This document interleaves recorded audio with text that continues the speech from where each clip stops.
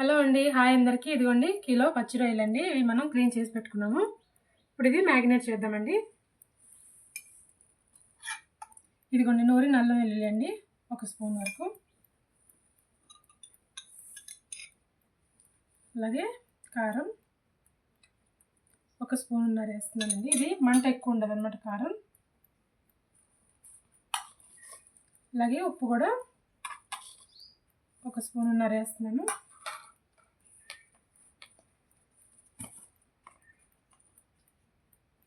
పసుపు 1 చిన్న స్పూన్ వేస్తున్నానండి. అలాగే పెరుగు 1 గరిటెన్నర వేస్తున్నాను.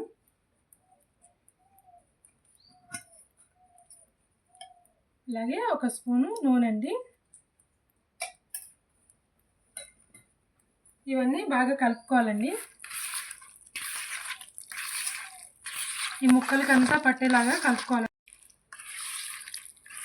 ఇది ఈ రొయ్యలకి అంతా పట్టాలండి, బాగా పట్టేలాగా కలిపేసి ఇదంతా కలిపేసి ఒక అరగంట పాటు పక్కన పెట్టుకోవాలండి. ఇవన్నీ బాగా పడతాయి. ఈ లోపల మనం కూరకు కావాల్సినవి రెడీ చేసుకోవాలన్నమాట.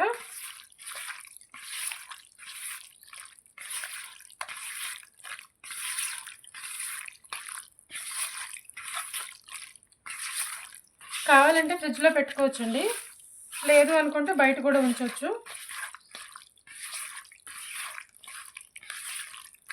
ఇవైతే ఒక అరగంట ఉంచాల్సిన అవసరం లేదండి, వెంటనే కూడా వండుకోవచ్చు.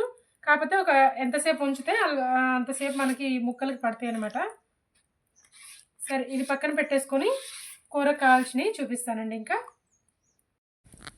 మనం ఇప్పుడు రొయ్యల కూర చేస్తున్నామండి. కళాయి పెట్టేసుకున్నాం, 3 గరిటెల నూనె వేసేసుకున్నాం. అలాగే ఇక్కడ వచ్చేసి ఇదిగోండి దాల్చిన చెక్క 2 ముక్కలు, ఇదిగోండి లవంగాయలు 2 యాలక్కాయలు, 3 మిరియాలు వేసేస్తున్నాను.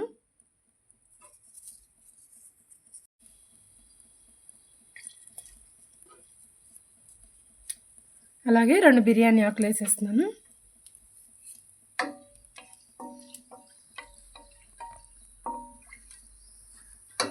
అలాగే 3 ఉల్లిపాయలు అండి. ఇవి 3 ఉల్లిపాయలు అనమాట, సన్నగా కట్ చేసుకున్నాము.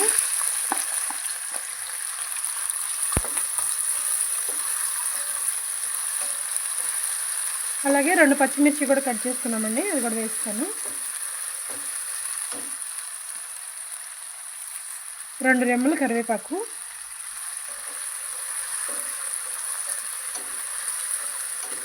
ఈ ఉల్లిపాయ కాస్త వేగిన తర్వాత మనం టమాటాలు వేసుకున్నామండి. ఇది వేగాలి.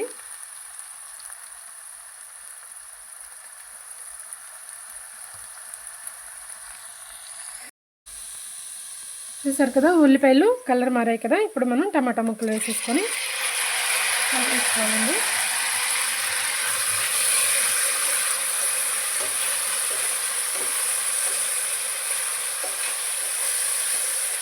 అలాగే ఈ ముక్కల్లో కొంచెం సాల్ట్ వేద్దాం. ఇందాక మ్యాగ్నేట్ చేసేటప్పుడు వేసామండి, కానీ ఇందులో కూడా కొంచెం వేసుకోవాలి. ఇందులో వేసుకుంటే ఇవి తొందరగా మగ్గుతాయి. అలాగే అందులో తక్కువ వేసుకున్నాం కాబట్టి ఇందులో వేసింది సరిపోతుంది అన్నమాట కూరకి. మనం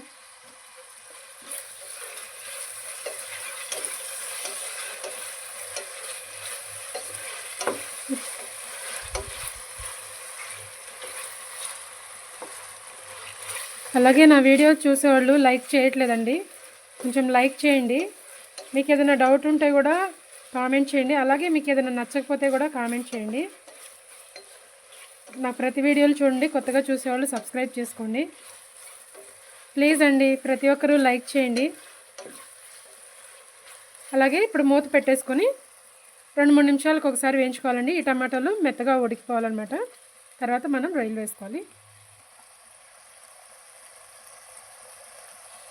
మధ్య మధ్యలో కలుపుకుంటూ ఉండాలన్నమాట. ఇప్పుడు టమాటాలు ఉడుకుతాయండి. మనం ముందుగా మ్యాగ్నేట్ చేసి పెట్టుకున్న రొయ్యల్ని వేసేసుకుందాం ఇందులో.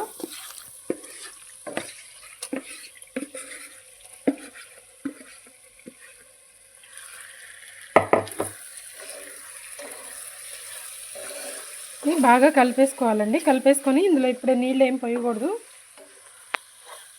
ఇది ఆయిల్ అంతా బయటకు వచ్చే వరకు ఉడకాలండి. రొయ్యలు కాస్త ఉడకాలి. ఉడికిన తర్వాత మనం కాస్త వాటర్ వేసుకొని ఉడికించుకోవాలన్నమాట. ఒకసారి మొత్తం కలిపేసుకొని మనం మీడియం ఫ్లేమ్లో పెట్టేసి మూత పెట్టేయాలి.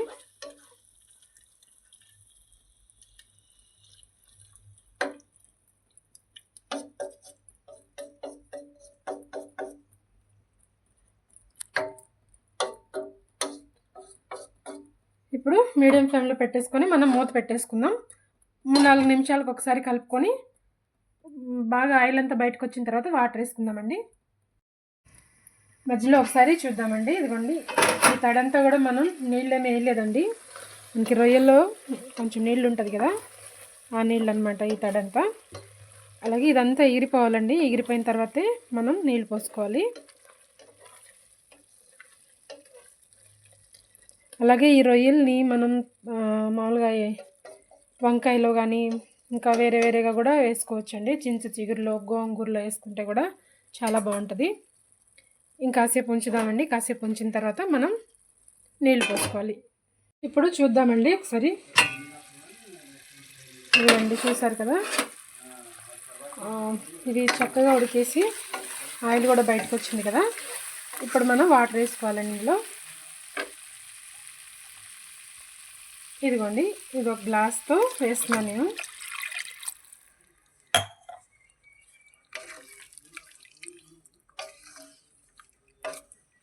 వాటర్ వేసాం కదా, ఇప్పుడు ఇందులో అన్నీ వేసేసామండి. తర్వాత ధనియాల పౌడర్ అవి వేసుకోవాలి, గరం మసాలా అవి. ఇప్పుడు మనం మీడియం ఫ్లేమ్లో పెట్టేసి మూత పెట్టేసుకోవాలండి. మూత పెట్టేసుకొని మనం 2-3 నిమిషాలకు ఒకసారి, అంటే ఇప్పుడు వాటర్ వేసాం కాబట్టి కొంచెంసేపు ఒక 10 నిమిషాల పాటు వదిలేయాలండి సిమ్లో పెట్టేసి. ఆ తర్వాత చూద్దాం. ఇప్పుడు చూద్దాం. ఇదిగోండి, మనకి ఆయిల్ కూడా పైకి తేలుతుంది కదా. ఇప్పుడు మనం కొంచెం గరం మసాలా వేసుకోవాలండి ఇందులో. ఇది వచ్చేసి గరం మసాలా అండి.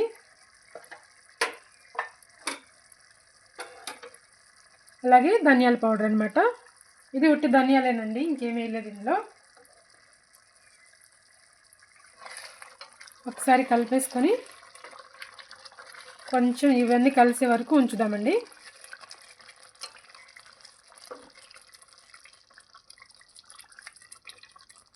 ఇలాగా గ్రేవ్గా ఉంచితే మనకి చపాతీల్లోకి కానీ, అలాగే బిర్యానీలోకి, బగారా రైస్లోకి కానీ, వైట్ రైస్లోకి కూడా బాగానే ఉంటుందండి. ఇలాగా కొంచెం గ్రేవ్గా ఉంచుకుంటే బాగుంటుంది అనమాట.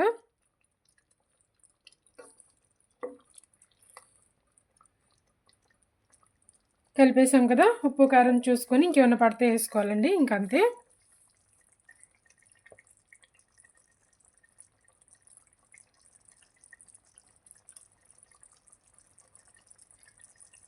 ఇంకిప్పుడు సరిపోతుందండి. స్టవ్ ఆఫ్ చేసుకుందాం, బౌల్లోకి తీసేసుకుందాం. చూసారు కదండి, మన పచ్చి రొయ్యల కూర రెడీ అయిపోయిందండి. చాలా బాగుంటుందండి. మీరు కూడా తప్పకుండా ట్రై చేసి చూడండి. అలాగే నా ప్రతి వీడియోకి లైక్ చేయండి. అలాగే సబ్స్క్రైబ్ చేసుకోండి. కొత్తగా చూసేవాళ్ళు నాకు సపోర్ట్ చేయండి. నా వీడియోలు చూస్తున్నందుకు థ్యాంక్స్ అండి. తప్పకుండా లైక్ చేయండి.